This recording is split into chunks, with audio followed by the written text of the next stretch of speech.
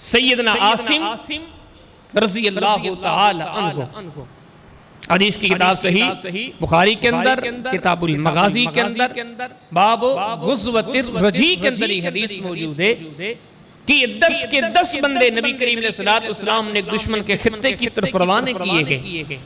और हदीस में आता है कि ये 10 के 10 चलकर एक पहाड़ी के करीब पहुंचे हैं, लेकिन वो नीचे गए और उनके गिर्द दुश्मनों ने घेरा कर दिया।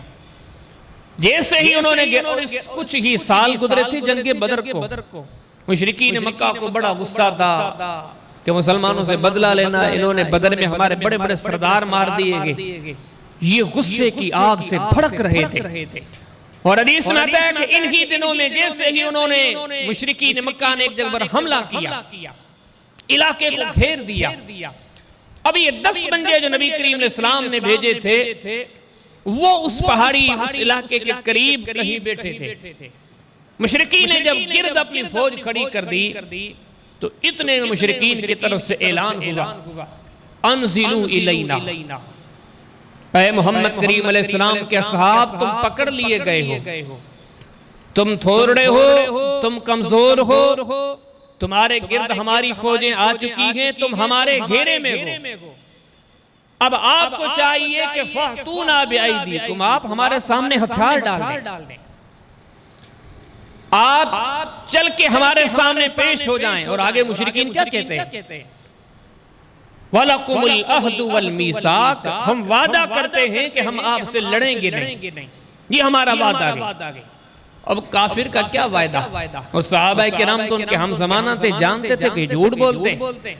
हदीस में आता सबसे पहले जो काफिले का अमीर था सैयदना आसिम रज़ी अल्लाह तआला अन्हु, वो खड़े हुए, फरमाया कि मा आना फवल्लाहि ला अनज़िलुल यौम फी ज़िम्मतिल काफिर, अल्लाह की कसम आज अगर हम शहीद कर दिए गए तो हमें अपना शहीद हो जाना, मारा जाना गवारा है, लेकिन हम काफिर के सामने हथियार नहीं डालेंगे। अब एक तरफ 10 हो, हथियार भी महदूद सा हो, दूसरी तरफ एक पूरी फौज हो। हदीस में आता है कि उन्होंने फिल फौर चढ़ाई कर दी, हमला कर दिया, और पहली फुर्सत में उन्होंने फ़क़तलू आसिमन, इस काफिले का जो अमीर था सैयदना आसिम रज़ी अल्लाह तआला अन्हु, वो शहीद कर दिए गए। बाकियों के मामला तो बाद आते हैं, अब इनके मामले पे गौर करें। अब आगे क्या होता है, अब इस आसिम ने कुछ ही वक्त पहले बदर के मैदान में कुफर के बड़े बड़े सरगनों को मलिया मेट किया था। काफिरों को बड़ा गुस्सा था कि ये बंदा मारा गया है जिसने बदर में हमारे साथ ये कुछ किया था। अब उन्होंने सोचा कि क्यों न हम इस बंदे के सर को या जिस्म के किसी हिस्से को काट के ले जाएं और जाके मक्का वालों को बताएं कि हम अपना दुश्मन मार कर आए, बतौर निशानी के मक्का वालों के पास कुछ तो लेके जाएं। हदीस में आता है कि उन्होंने इरादा किया, अपने कुछ बंदे रवाने फरमाए कि तलाश करो इधर आसिम कहीं पड़ा होगा, उसका सर काट के लाओ ताकि हम मक्का वालों के पास बतौर निशानी के लेके जाएं। अब वो जो कुरान की आयत थी, वो नबवी अहादीस, रब ताला ने जो कुरानी आयत में फरमाया था, वल्लज़ीन जाहदू फीना लनहदियन्नहुम सुबुलना व इन्नल्लाह लमअल मुहसिनीन। रब्बुल आलमीन फरमाते हैं जो हमारी तरफ चल कर आते हैं हम उनके लिए जरूर रास्ते खोलते हैं। कहीं रब ताला ने फरमाया इन्नल्लाह ला युज़ीउ अजरल मुहसिनीन, कहीं फरमाया वल्लाहु ला युज़ीउ अजरल मुहसिनीन। रब ताला फरमाते हैं जो हमसे वफा करते हम कभी उसको ज़ाया होने नहीं देते, उसकी मेहनतों को कभी ज़ाया होने नहीं देते। वो अहादीस कुदसिया अल्लाह के हबीब अलैहिस्सलाम ने फरमाया, मेरा रब फरमाता है हिदा अतानी मश्यन अतैतुहु हरवला। रब ताला फरमाते हैं बंदे तूने मुझे पहचाना नहीं इसीलिए तू मेरे दर से दूर। तो दुनिया के पीछे भागता है, लेकिन याद रखना तुझे दुनिया से कहीं वफा नहीं मिलेगी। तो दुनिया के रिश्तों पे गौर करेगा, दुनिया के ताल्लुकात पे गौर करेगा, सोचेगा, अपने आप से पूछेगा अगला मुझसे कब तक वफा करेगा। चाहे बेटा हो, चाहे बेटी हो, चाहे बहन हो, चाहे भाई हो, चाहे वालिद हो, चाहे वालिदा हो, चाहे तेरी तिजारत हो, चाहे तेरा फसल हो, तेरी जमीनें हो, हर किसी के बारे में तू सोचे, अपने आप से पूछे ये तुझसे कब तक वफा करेंगी। तेरा ज़मीर ही तेरे सवाल का जवाब तुझे ये देगा कि ये सारे का सारा तेरा साथ आरजी वक्त तक देंगे, तेरे साथ वफा आरजी वक्त तक करेंगे। लेकिन फरमाया कि मेरी जात जिसको तूने कुछ नहीं समझा, जिसकी तरफ तू बढ़ने के लिए तैयार नहीं, जिसके लिए कुछ करने के लिए तैयार नहीं, फरमाया मैं इतना बड़ा कदरदान हूँ। इज़ा अतानी मशियन अतईतुहु हर वला।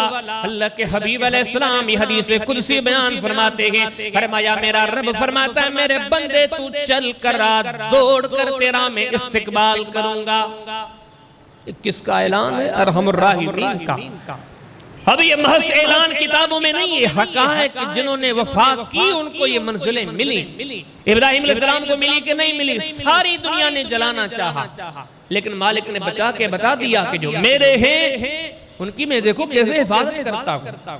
मछली के पेट से भी निकाला, उनको समझो कि समंदरों से भी रास्ते बना कर दिए। भरा पड़ा है कुरान इन वाक़यात से। सबक यही है, मौला करीम इन वाक़यात के जरिए बतलाते हैं कि मेरे बनकर देखो, दीन भी बन जाएगा, दुनिया भी बन जाएगी। जिन्होंने मेरे साथ वफा की देखो मैंने कैसे उनके ऊपर मेहरबानियां की। अब ये सैयदना आसिम रज़ियल्लाहु ताला अन्हु, हदीस में आता है कि मुशरिकीन ने चंद बंदों को रवाना किया कि जाओ इसका सर काट कर लाओ, ताकि इस सर को, जिस्म के किसी हिस्से को हम निशानी लेकर जाएं, मक्का वालों को बताएं जिन्होंने बदर में हमारे सरदार मारे थे, हमने आज उनको खत्म कर दिया। ये जमीनों पर मुशरिकीन मंसूबे सोचते गए, लेकिन उनको मालूम नहीं कि आसिम अल्लाह का वफादार था। हदीस में आता है फबसल्लाहु इलैहि मिनज़ुल्ला मिस्ल दबर। अल्लाह के प्यारे हबीब अलैहिस्सलाम के सहाबी इस मंजर को बयान फरमाते हुए फरमाते हैं, यहाँ पर मुशरिकीन मक्का का ये प्रोग्राम था, इसके सर को काटा जाए। वहां से रब ताला ने शहद की मक्खियों के लश्कर को रवाना फरमाया कि आज आप अरब की इस वादी में उतरकर मोहम्मद करीम अलैहिस्सलाम के सहाबी आसिम के जनाजे की हिफाजत करें। हदीस में आता है बहुत बड़ी तादाद में शहद की मक्खियों का लश्कर और जत्था आसिम के जनाजे के करीब उतरा, गिर्द गिर्द उड़ता रहा। मुशरिकीन इंतजार में रहे कि शहद की मक्खियां आगे पीछे हों, हम इस बंदे का सर काट के लेके जाएं। लेकिन हदीस में आता है मुशरिकीन इंतजार करते करते थक गए, आखिर उनको वापस जाना पड़ा। शहद की मक्खियों ने इस बंदे, इस शहीद के जनाजे की हिफाजत नहीं छोड़ी, तंग होकर चले गए। हत्ता के आगे सहाबी इरशाद फरमाते फलम यक़दिरू अन युक़त्तिऊ मिन जिस्मिहिम शैया। मायूस होकर चले गए कि शहद की मक्खियां यहाँ से नहीं जाएंगी। जब मायूस होकर चले गए, हुक्म इलाही आया, शहद के मक्खियों अब आसिम के जनाजे को छोड़ दो, मोमिन उठा के ले जाएं।